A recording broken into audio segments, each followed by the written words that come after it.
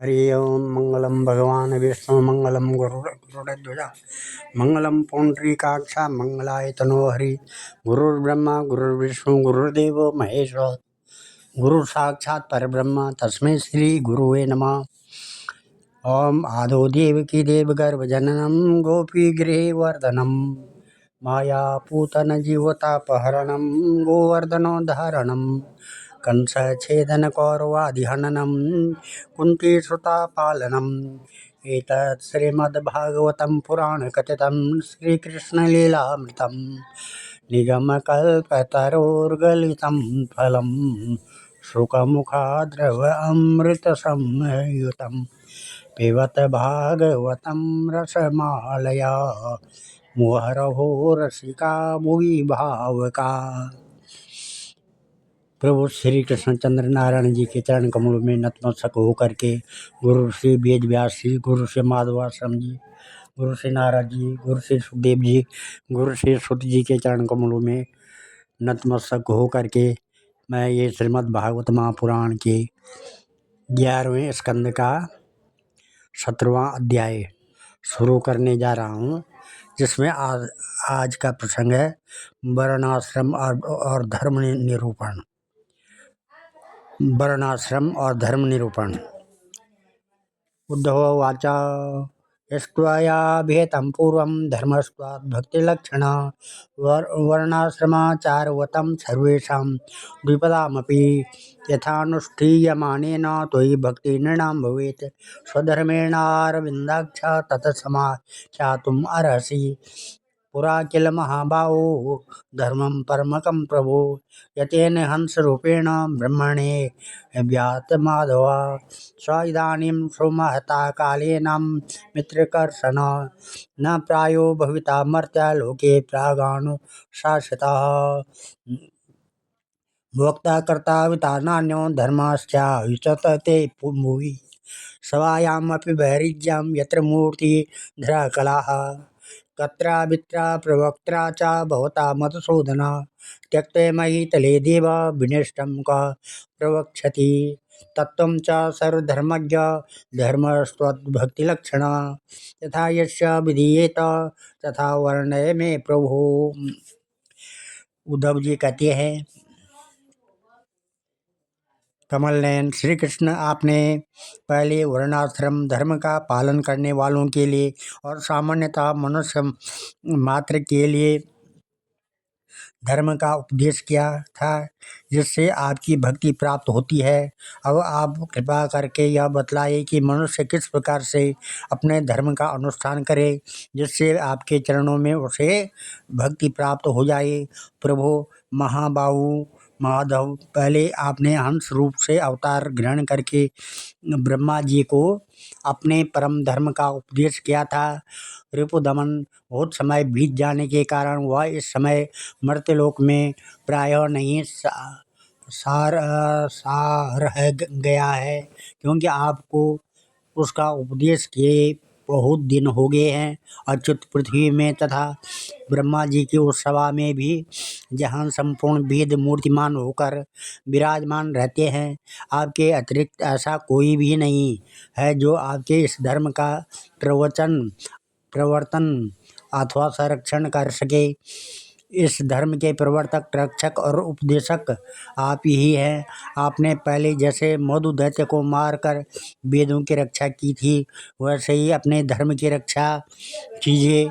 स्वयं प्रकाश परमात्मन जब आप पृथ्वी तल से अपनी लीला संवरण कर लेंगे, तब तो इस धर्म का लोप ही हो जाएगा, तो फिर उसे कौन बताएगा।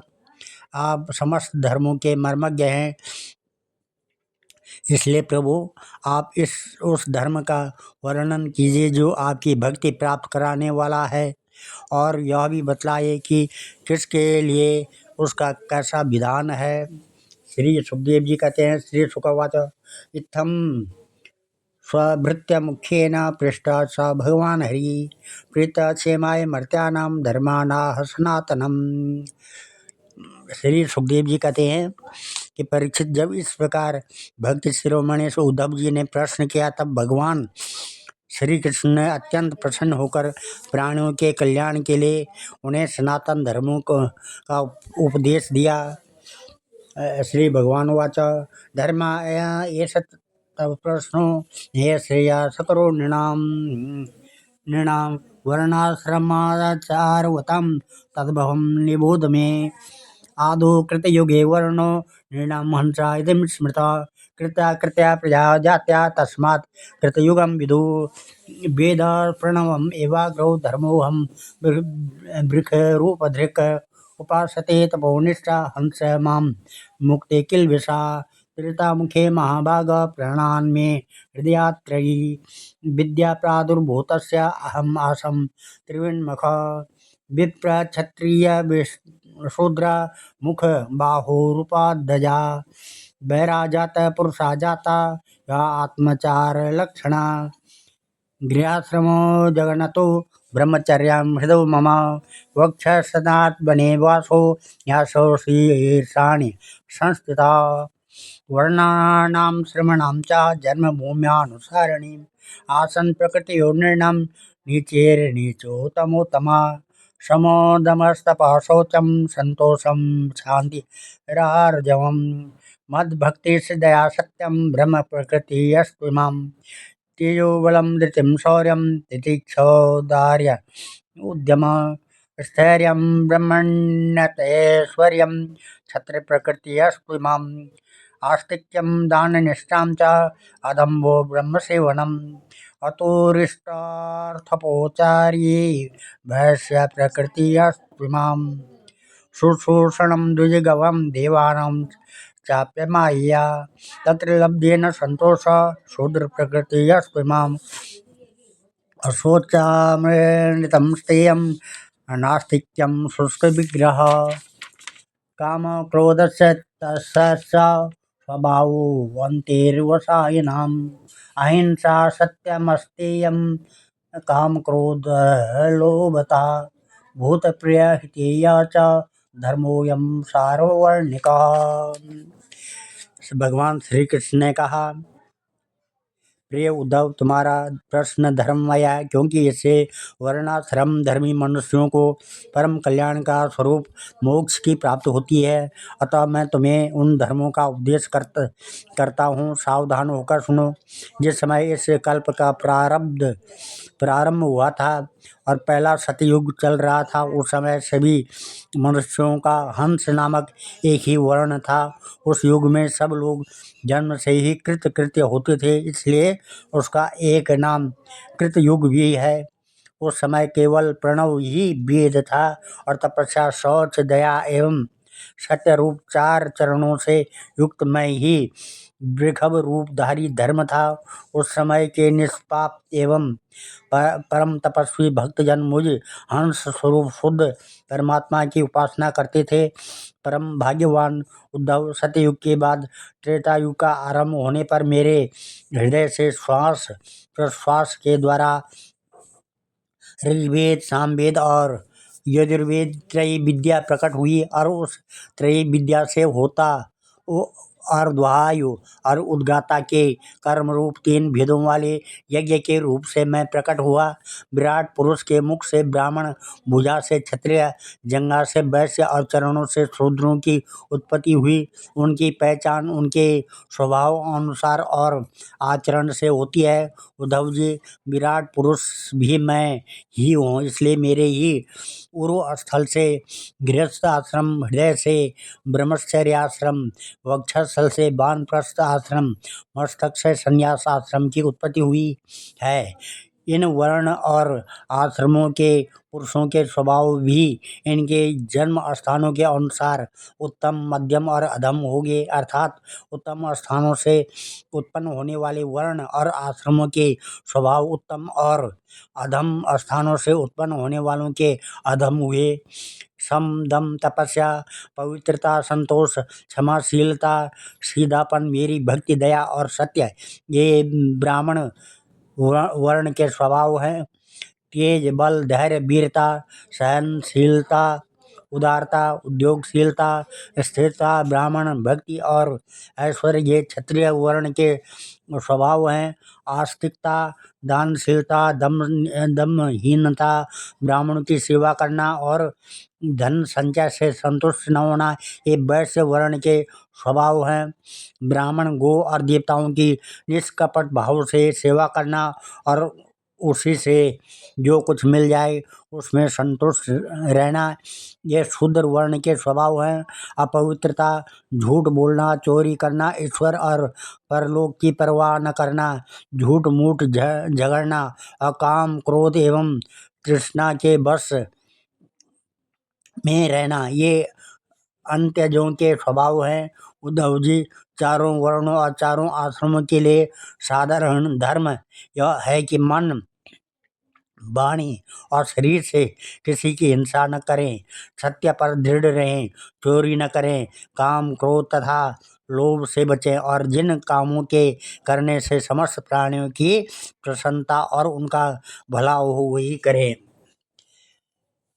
द्वितीयं प्राप्यानुपूर्वाजं जन्मोपयनयं द्विजा भर्षणं गुरुकुले दान्तो ब्रह्मधीत चाहुत मेखलाजनदण्डा च ब्रह्मसूत्रकमण्डलुं जटिलोद्योतयद् वासो रक्तपीठकुशां ददत् स्नानभोजनहोमेषु जपोचारे च वाग्ययतः न छिन्दध्यान खरोमाणि कक्षोपस्थगतान्यपि रेतो नावकिरे जातु ब्रह्मव्रतधर स्वयं अवकीर्णे वगाहाप्सु यथा सृष्ट्य पदिं जपेत अग्न्यार्काचार्य गोवी प्रगुरु गुरु वृद्धा सुराशुचि समाहिता उपासिता संदेचा यतवाग्जपन् आचार्य मां विजानीयान् न वै मन्येत करिष्यत न मर्त्या बुद्धया सूयेत सर्वदेवमयो गुरु सायं प्रातरूपानीय वेक्षं तस्मै निवेदयेत्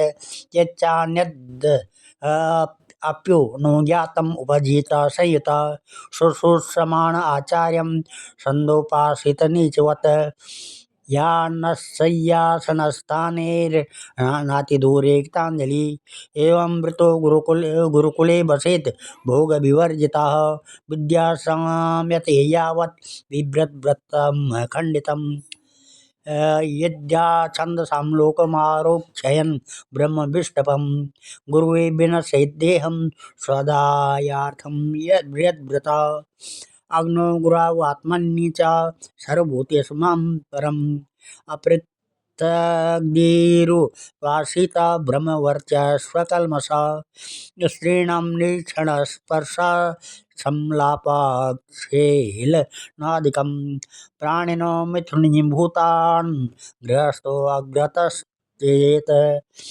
शौचम् आचमनं स्नानं सन्ध्योपासनं मार्जवं तीर्थसेवा जपोस्पृश्या भक्ष्यासं भाजवर्जनं सर्वाश्रमप्रयुक्तोऽयं नियम कुलनन्दन मद्भाव सर्वभूतेषु मनोवाक्यसंयम एवं बृहद्व्रतधरो ब्राह्मणो अग्निरिव ज्वलन् मद्भक्तिस्तीव्रता तपसा दग्धकर्माशयोमलः अदानन्तरमावीक्षन् गीता जिज्ञासे शितागमः गुरुवे दक्षिणं दत्त्वा स्नायाद् गुरुवनो मोदितः गृहं वनं वोपविशेत् प्रव्रजेत वा द्विजोत्तमः आश्रमादाश्रमं गच्छेन् नान्यथा मत्परिचरेत ज्ञार्थं सदृशं भार्याम् उपद्वेहेदजुगुप्सितां यवीयसीं तु वयसा तां सवर्णामनुक्रमात् विद्याध्ययनदानानि सर्वेषां च द्विजमनां प्रतिग्रहोऽध्यापनं च ब्राह्मणस्यैव याजनं प्रतिग्रहं मन्यमानस्तप तेजो यशोनुदम् अन्याभामेन जीवेत श्लेर्वा दोषदृक् तयो ब्राह्मणशाही देहोऽयं क्षुद्रकामाय नेष्यते कृत्साम तपसे चेह प्रीत्यानन्तसुखाय च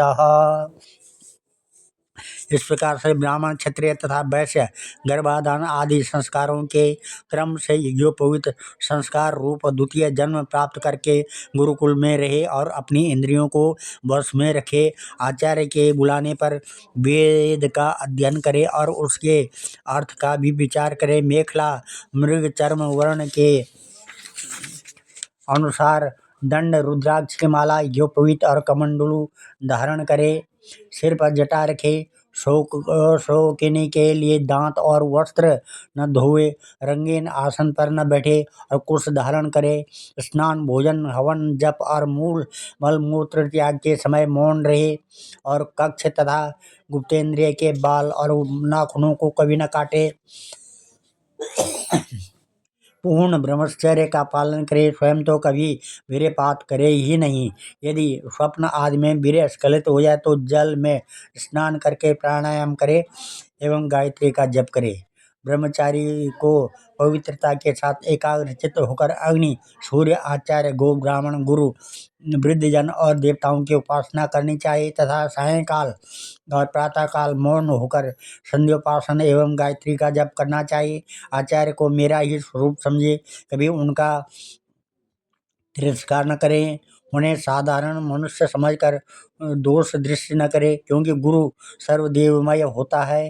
सायंकाल और प्रातःकाल दोनों समय जो कुछ भिक्षा में मिले वह लाकर गुरुदेव को के आगे रख दे। केवल भोजन ही नहीं, जो कुछ सो हो सब तदंतर उनके आज्ञानुसार बड़े स्वयं से भिक्षा आदि का यथोचित उपयोग करे। आचार्य यदि आ जाते हों तो उनके पीछे पीछे चले। उनके सो जाने के बाद बड़ी सावधानी से उनसे थोड़ी दूर पर सोए। थके हों तो पास बैठकर चरण दबाए और बैठे हों तो उनके आदेश की प्रतीक्षा में हाथ जोड़कर पास में ही खड़ा रहे। इस प्रकार अत्यंत छोटे व्यक्ति की भांति सेवा शुश्रूषा के द्वारा सदा सर्वदा आचार्य की आज्ञा में तत्पर रहे। जब तक विद्याध्ययन समाप्त न हो जाए तब तक सब प्रकार के भोगों से दूर रहकर इसी प्रकार गुरुकुल में निवास करे और कभी अपना ब्रह्मचर्य व्रत खंडित न होने दे। यदि ब्रह्मचारी का विचार हो कि मैं मूर्तिमान वेदों के निवास स्थान ब्रह्मलोक में जाऊं तो उसे आजीवन नैष्ठिक ब्रह्मचर्य व्रत ग्रहण कर लेना चाहिए और वेदों के स्वाध्याय के लिए अपना सारा जीवन आचार्य की सेवा में ही समर्पित कर देना चाहिए।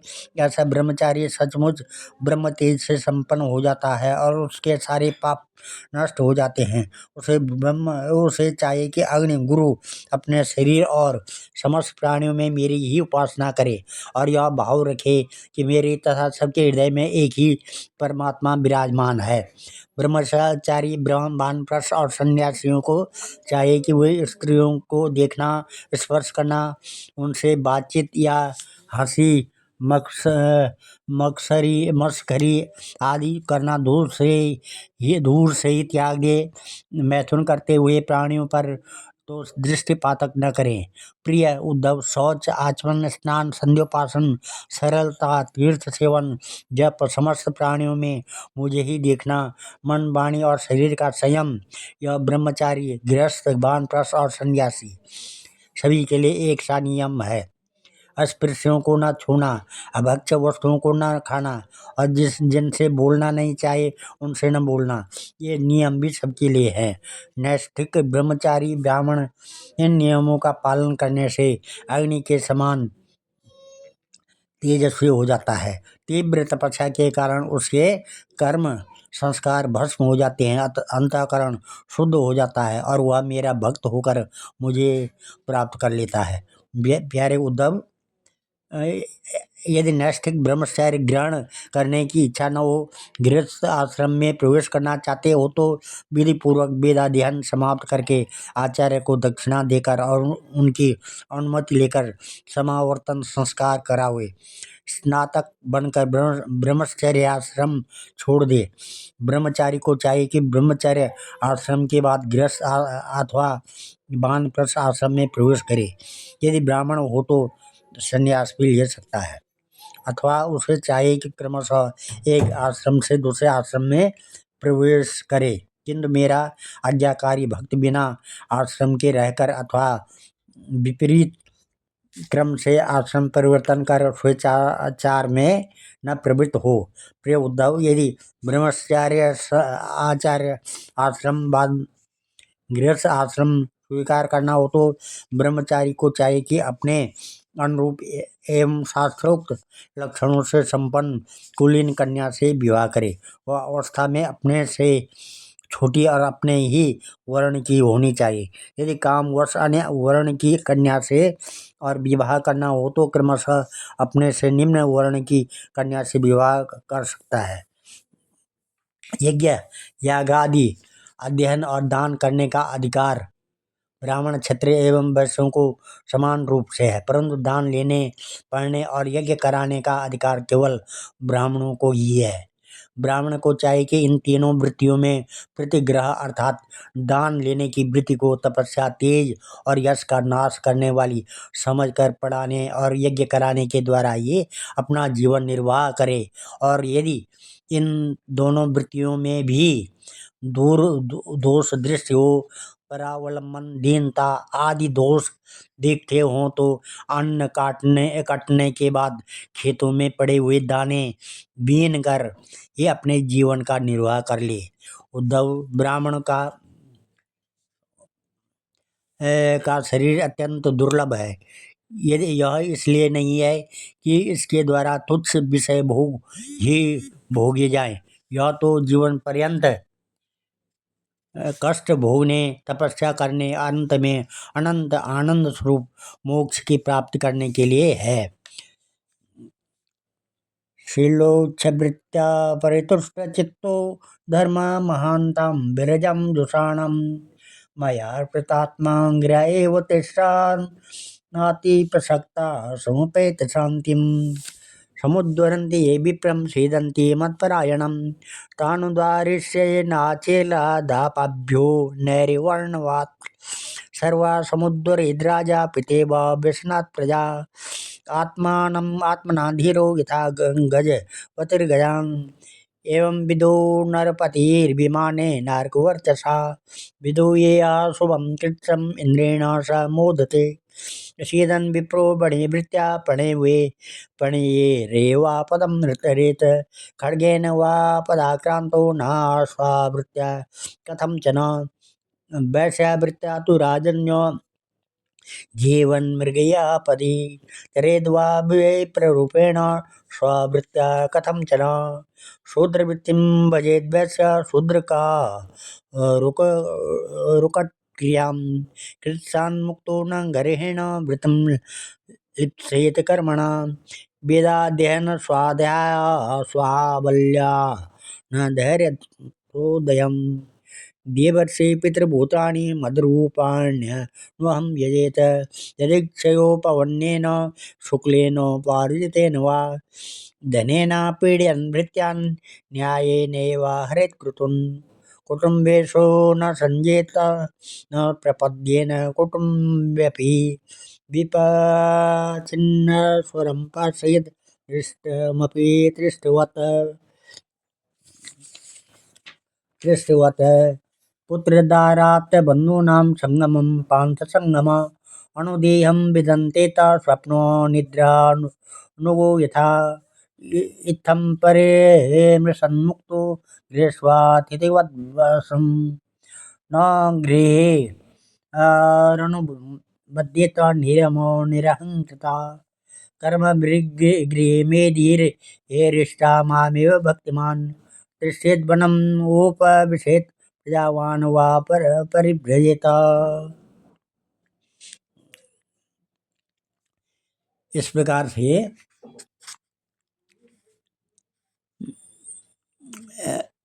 जो ब्राह्मण घर में रहकर अपने महान धर्म का निष्काम भाव से पालन करता है और खेतों में तथा बाजारों में गिरे पड़े दाने चुनकर संतोषपूर्वक अपने जीवन का निर्वाह करता है, साथ ही अपना शरीर, प्राण, अंतःकरण और आत्मा मुझे समर्पित कर देता है और कहीं भी अत्यंत आसक्ति नहीं करता है, वह बिना संन्यास लिए ही परम शांति स्वरूप परम पद प्राप्त कर लेता है। जो लोग विपत्ति में पड़े, कष्ट पा रहे, मेरे कष्ट पारे मेरे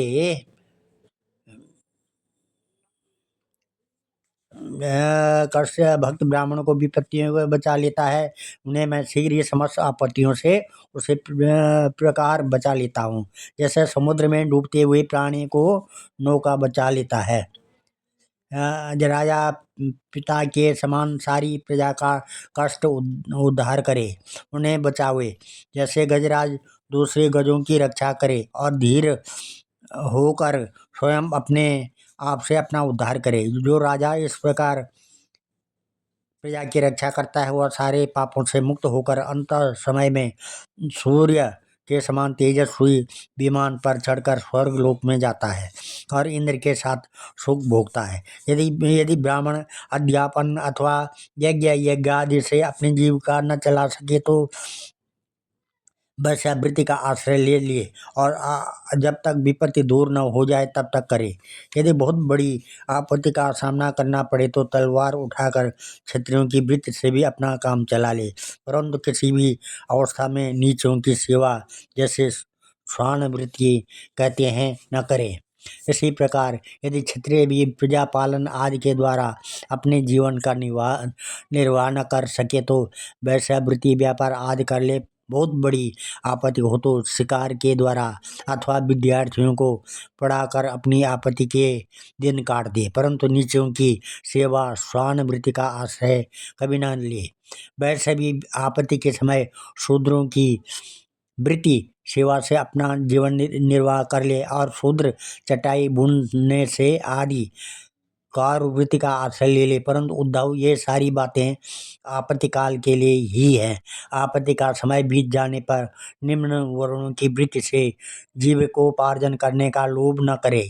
गृहस्थ पुरुष को चाहिए कि वेदाध्ययन रूप ब्रह्म यज्ञ, तर्पण रूप पितृयज्ञ, हवन रूप देव यज्ञ, काक बलि आदि भूत यज्ञ और अन्नदान रूप अतिथि यज्ञ आदि के द्वारा मेरे स्वरूप भूत ऋषि देवता पितर मनुष्य एवं अन्य समस्त प्राणियों की यथाशक्ति प्रतिदिन पूजा करे।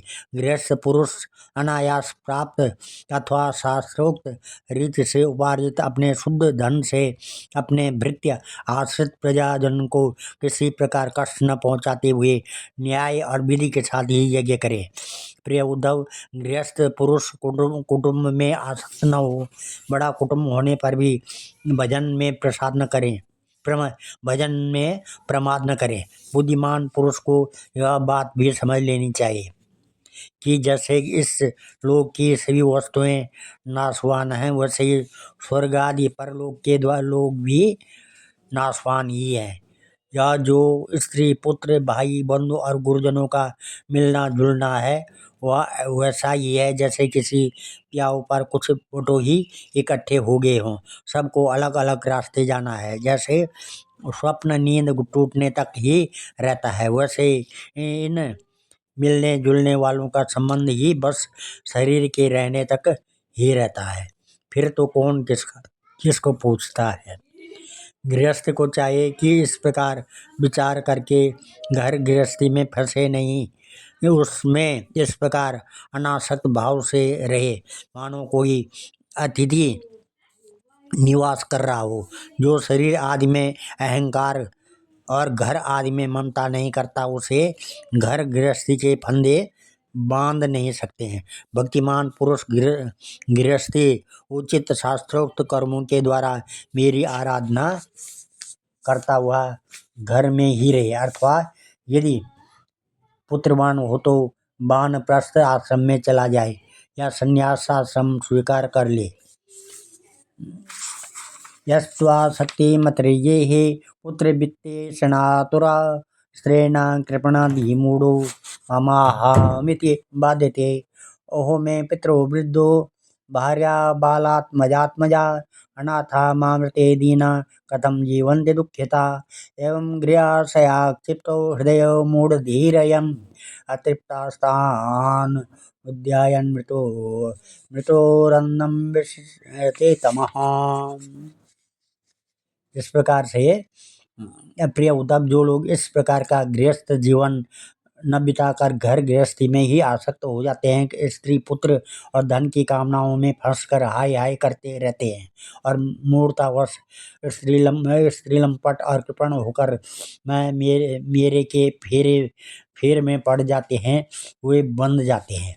वे सोचते रहते हैं, हाय हाय मेरे माँ बाप बूढ़े हो गए, पत्नी के बाल बच्चे अभी छोटे छोटे हैं, मेरे न रहने पर ये दीन अनाथ और दुखी हो जाएंगे, फिर इनका जीवन कैसे रहेगा। इस प्रकार घर गृहस्थी की वासना से जिसका चित्त विक्षिप्त हो रहा है, वह मूढ़ बुद्धि पुरुष विषय भोगों से कभी तृप्त नहीं होता, उन्हीं में उलझकर अपना जीवन खो बैठता है और मर कर घोर तमोमय नरक में जाता है। आज मैं इस कथा को यहीं पर विराम देता हूँ। कल 18वां अध्याय होगा, जिसमें वानप्रस्थ और सन्यासी के धर्म के विषय में कहा जाएगा। ओम नमः नमो ध्येयं सदा परिभवग्नमविष्टदोहं तीर्थात्पदं शिववीरञ्जनुतं शरणं भृत्यात्यहं प्रणतपालभवाब्धिपूतं वन्दे महापुरुषते चरणारविन्दं। सर्वे भवन्तु सुखिनः, सर्वे सन्तु निरामया, सर्वे भद्राणि पश्यन्तु, मा कश्चित् दुःखभाग् भवेत्। ओम आशा गरिष्यमाणं च कश्यप गोत्रोत्पन्न श्री भीमदत्त श्रीमद्भागवते महापुराणे परमहंसायां संहितायां दशमस्कन्धे षोडशोऽध्याय। और श्रीमद्भागवत महापुराणे परमहंसायां संहितायां एकादश स्कन्धे सप्तदशोऽध्याय। मम पितृदेवता मम कुलदेवी देवता मम देवी देवता नैवेद्यार्थं च नारायणम् अर्पणमस्तु। ओम नारायणम् अर्पणमस्तु।